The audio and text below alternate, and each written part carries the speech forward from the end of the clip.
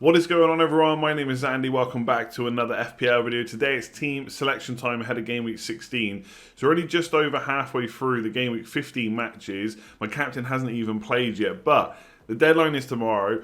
I need to talk about what my transfers are going to be. I'm pretty sure I know what they're going to be. I think it's going to be time for a hit this week in terms of game week 19 planning, but I'm going to talk a bit more about that as I go, because yellow cards are going to come into effect now and things like that as well. So as always, going to take you through how I'm doing in game week 15 so far, which players are left to play, how green the arrow is and stuff like that, and then look ahead to game week 16, transfer plans, captaincy, and all that good stuff as well. Before we jump into that, I'm just going to quickly talk about One Football, and then we'll see about game week 15. So happy to say One Football back sponsoring today's team selection video. For anyone that entered the Boxing Day giveaway, hopefully your predictions went a little bit better than mine, where I predicted a Man United win, didn't happen, and also an easy Chelsea win as well. That didn't happen either. Arsenal somehow won a game of football 3-1 against Chelsea, so fair play to them and fair play to anyone that predicted that as well. I'd love to get One Football back on the channel soon, so if you haven't already downloaded the app, please do give it a go. There's a link in the description below. Please do click that link when you're on a mobile device. It goes through to Android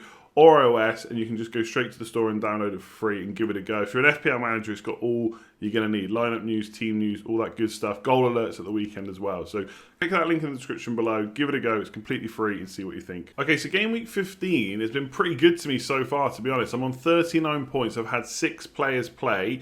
So Fernandes, Watkins, Calvert-Lewin, De Bruyne, Grealish and Martinez. I've still got my whole defence, so Robertson against West Ham, Soufal against Brighton at home, and then Dallas against Burnley at home. Bamford obviously against Burnley at home as well, and Salah captain against West Brom. So the players I've got left I'm pretty happy with, and to get 39 points from the players so far is also pretty decent. It's put me on a green arrow from about, I think I was about 81 or 84k up to 54k. Now that could still drop today, of course, but the only real players that are playing today that are going to absolutely hurt my green arrow are Kane and Son, and they've got Wolves, so that could be a tricky enough game, but that is the one where it's going to hurt, because most of the highly owned players today I already own, so it shouldn't be too much of a worry. So I'm really hoping for a green arrow. In terms of what's happened, Watkins getting a hat-trick of assists in a purely FPL way, right? It was a block shot, so a shot that was taken, the goalkeeper saved, it was a rebound that went in, then he hit the crossbar from a header, then the rebound went in. That's another FPL assist. And obviously the last one as well was just a little bit of a pass to El Ghazi, and El Ghazi with a great finish. So in terms of the assists, Watkins was pretty lucky, but how he didn't score, I don't know. And if he had scored a couple of really good chances that he had, it would have been Grealish assists as well. So I really like Watkins. I think he's going to go on to do well. I'll talk about him a bit more when it comes to transfer plans. I think he's been extremely unlucky not to score since I've owned him, but in that striker slot where I've had Adams and then Morpay and now Watkins, I've not had a single goal, but I have had 4 assists, so I can't complain too much. 11 points was great. Grealish blank, like I said, he could have had a few assists for Watkins in particular. Martinez with a double-digit haul, what an absolute legend. I think his scores are now 11, 8, 6, 10 since people considered taking him out for that blank they had. And if you did, obviously it hurts. If you didn't, you're in dreamland, because that is a ridiculous amount of point scoring. Obviously, the fixtures are about to get tougher, and those points are going to dry up, but who cares, right? We've already got the good points from the good games. If he gets a few saves from the bad games, maybe even nicks a clean sheet somewhere along the lines, we're pretty happy. And then Fernandes chipping in with more points. Biggest frustration yesterday, maybe Calvert-Lewin. He hasn't scored for 4 game weeks now, but I think Kevin De Bruyne against Newcastle, I don't know, he just looks frustrated or tired. I don't know what it is. He had a great one-on-one, couldn't finish it.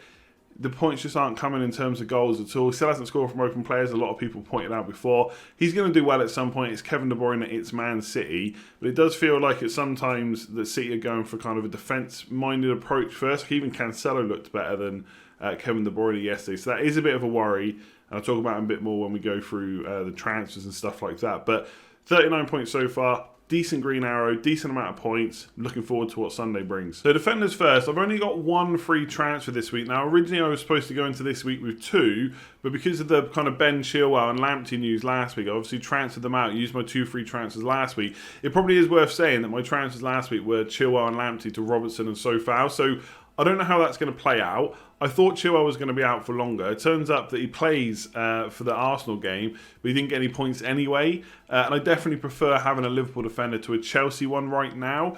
Doesn't mean I won't bring a Chelsea defender back, but it'll probably be Reece James just because of the cost. So we'll see how their injuries are and how much they get managed. I think looking at the team now, it's probably worth pointing out that for a lot of these players, they're going to play 2 days later. So even if they didn't get rotated in game week 15, right, for Boxing Day on the 27th, they're almost certainly going to be some rotation for game week 16. So Reguilon, for example, I've not yet seen if he's going to play against Wolves, but I do think if he does, there's a good chance that he gets benched versus Fulham, which is a bit frustrating, but I do have so far. So there's some players in my team who I don't necessarily think will get benched. So probably Robertson, Dallas, and so far probably 3 of those players. Reguilon, I'm not so sure about. But just quickly going through the team, no money in the bank. Martinez in goal. Like I said, he's about to come into a tricky run of fixtures for Aston Villa. What I will say is, from a defensive point of view, Aston Villa have been very good this season, and from an attacking point of view, they've also been very good. So I do think they'll struggle a little bit with these fixtures, and I do think clean sheets are probably asking a little bit too much. But I wouldn't be surprised if they nick a win along this way or get a couple of draws, because I just think they're playing that well at the moment. Whether Barkley comes back in or not, the Villa will do fine. But in terms of Martinez, Chelsea away, not looking great, but whatever. I'm not spending transfers on goalkeepers, as you know. Reguilon looks good against Fulham. I don't see Fulham scoring against Spurs at all. I think, okay, they had that good performance against Liverpool, but they've not really backed that up since. And I just wonder how much did that take out of them, by the way, trying to play like that against Liverpool. So I think that's going to be a clean sheet for Spurs. I'm just not sure I'm going to get one from Reguilon, because I think if he is going to get rotated, that probably is the fixture to do it. Let him play against Wolves, not against Fulham, and then play against Leeds. I don't think Ben Davies up against Leeds is going to be a good matchup. So I think I'll probably miss the clean sheet here and then not get one against Leeds instead. But we'll see what happens. Dallas, again, another player I've not seen play yet against Burnley in game week 15. But another good fixture from a defensive point of view. So far, I've got, I think it's Southampton away. So I definitely prefer to play the 3 that I've got on bench so far. And if he comes on, then so be it. But I think Dallas against West Brom, again, that's a good matchup. I know Leeds aren't great for clean sheets, but teams like Burnley and West Brom are probably about the best they're going to get, just because of the way they play. They're going to overwhelm them. Okay, West Brom could catch them on the counter, I suppose, but I think it's a pretty good fixture. We know how attacking he is as well. And then Andy Robertson, again, I don't think there'll be rotation for him, but obviously him and Trent, they could play one in 1 week and bench the other one, then do the same for the next fixture. So there is obviously a chance with any of these players. And obviously if I've got Reguilon potentially being benched, and I've only got one defender playing on the bench, I don't think Mitchell is going to come in at all. So it's a little bit of a worry, but I'm not going to spend transfers to try and predict lineups that I don't know about. And I think defenders sometimes are probably less likely to be rotated. And who else would Liverpool even put in? You know, they could play Milner there. I just think Robertson is a bit of a machine, and he's just going to keep playing, right? So I'm not too worried about him. I'm not too worried about my defence this week. I think if they all play, I think there's plenty of room for clean sheets. I know I still don't own a City defender, but they've got Everton away this week, so it's not necessarily the greatest fixture. Then they've got Chelsea as well. So I think in terms of having a Man City defender, I've maybe missed the boat slightly, and if I want one back in, it'll probably be in a few weeks' time after the double game week. And then I'll look at Cancelo, who's still starting and looking great. Stones looks like great value, and Diaz just starts week in, week out. So definitely not against a City defender. I think they could keep 1, maybe even 2 clean sheets against Everton and Chelsea. But in terms of bringing them in, I'm just not going to do that now. I'm going to wait until after the double. Pretty happy with the defence this week. Let's look at the midfield. So looking at the midfield, right, we'll start with Jack Grealish. Obviously, if Martinez has got bad fixtures, so does Grealish.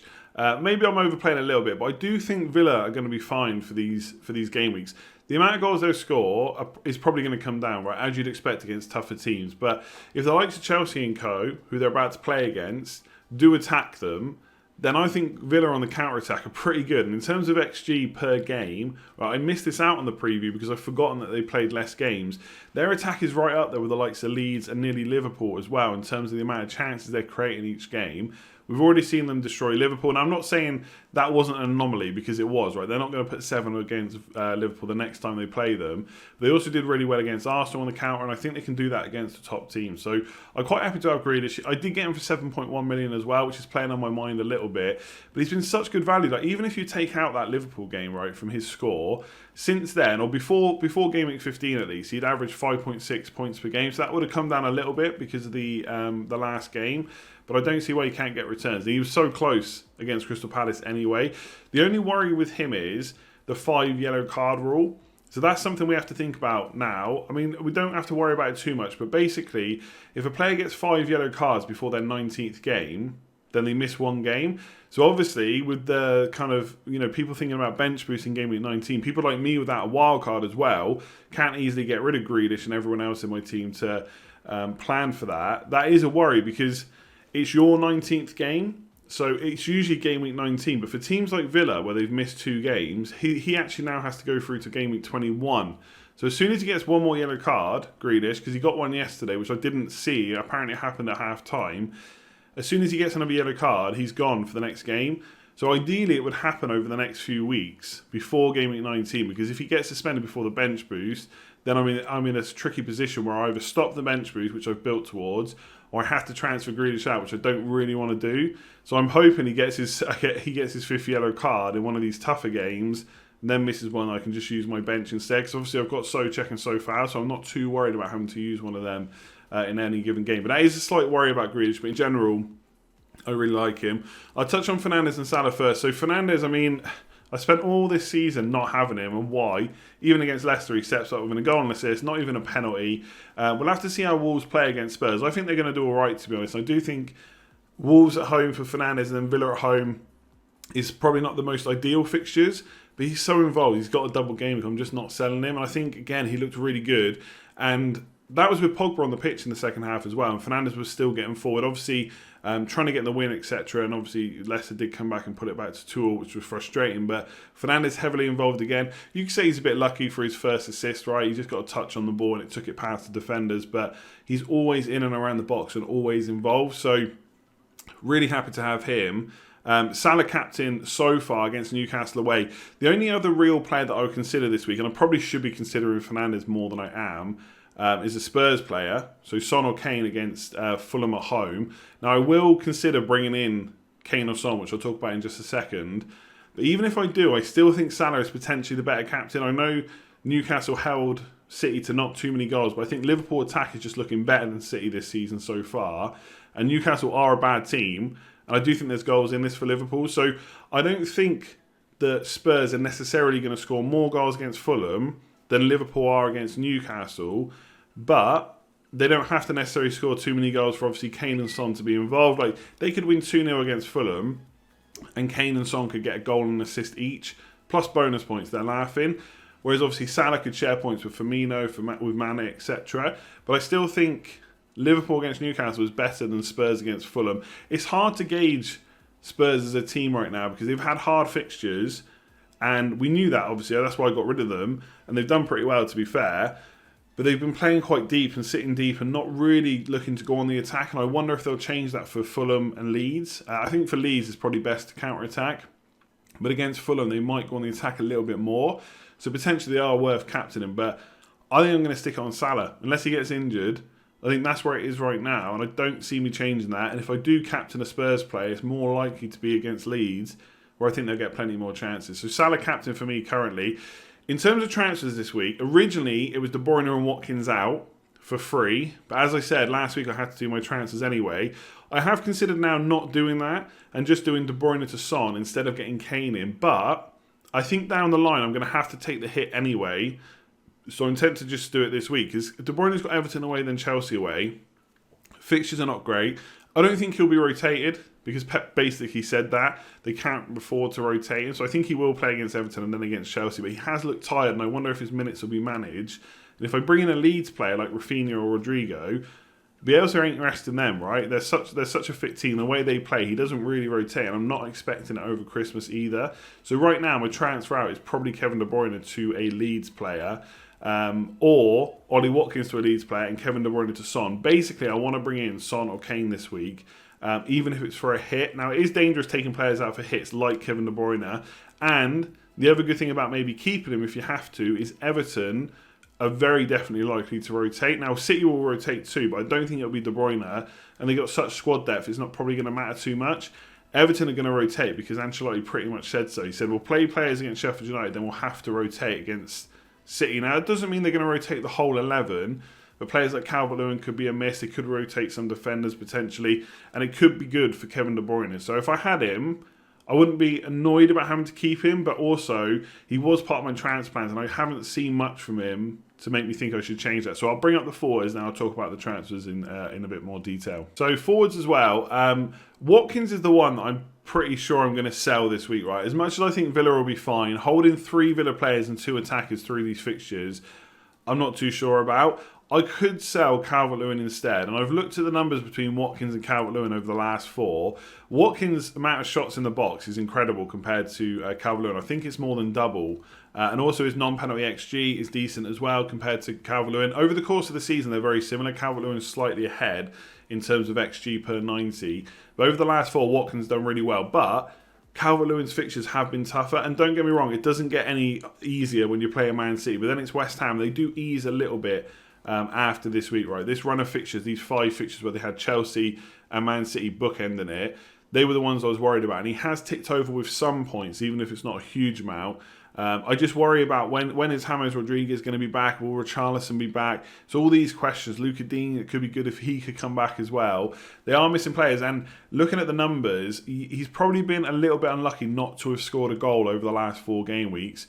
But he's also been very fortunate to have 3 assists. So it's kind of balanced out a little bit, and I probably shouldn't expect too many more points from the games he's played so far. Hopefully he will be able to get some goals now, but I don't think Man City's great, and I do think there is a chance he gets rotated in this one. I'm hoping the rest of my team won't, especially Leeds players. And if I bring in Kane, for example, I just don't see him being rested because he very rarely is. I don't think he ever gets rested, to be honest. He just doesn't play when he gets injured. So there are some concerns around Calvert-Lewin, but a bit like Grealish, I got in him very early, and I don't want that to dictate my decisions, but I have to have a good reason to get rid of him. Whereas Ollie Watkins could drop in price, and he does have tough fixtures as well.